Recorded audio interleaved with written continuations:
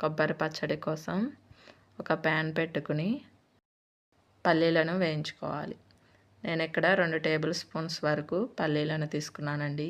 ఇవి లో ఫ్లేమ్లో ఈ విధంగా కలుపుకుంటూ ఫ్రై చేసుకోవాలి. ఇవి ఫ్రై అయిన తర్వాత 1 టేబుల్ స్పూన్ వరకు నువ్వులను కూడా వేసుకుని లో ఫ్లేమ్లోనే ఈ విధంగా కలుపుకుంటూ ఫ్రై చేసుకోవాలి. ఇవి ఫ్రై అయిపోయినాయండి. ఇప్పుడు స్టవ్ ఆఫ్ చేసేసుకుని వేరే ప్లేట్లోకి తీసుకోవాలి. ఇప్పుడు అదే ప్యాన్ తీసుకుని ఒక 12 వరకు పచ్చిమిర్చి, 2 టేబుల్ స్పూన్స్ వరకు ఆయిల్ని వేసుకుని ఫ్లేమ్ మీడియంలో పెట్టుకుని పచ్చిమిర్చిని ఫ్రై చేసుకోవాలి. పచ్చిమిర్చి ఈ విధంగా ఫ్రై అయిన తర్వాత స్టవ్ ఆఫ్ చేసేసుకుని ముందుగా ఫ్రై చేసి పెట్టుకున్నాం కదండి పల్లీలు, నువ్వులు ఇందులోకి వేసేసుకోవాలి. ఇప్పుడు 1 కప్ వరకు కొబ్బరి ముక్కలు తీసుకోవాలి. నేను ఇక్కడ బ్రౌన్ పార్ట్ తీయలేదండి. మీరు బ్రౌన్ పార్ట్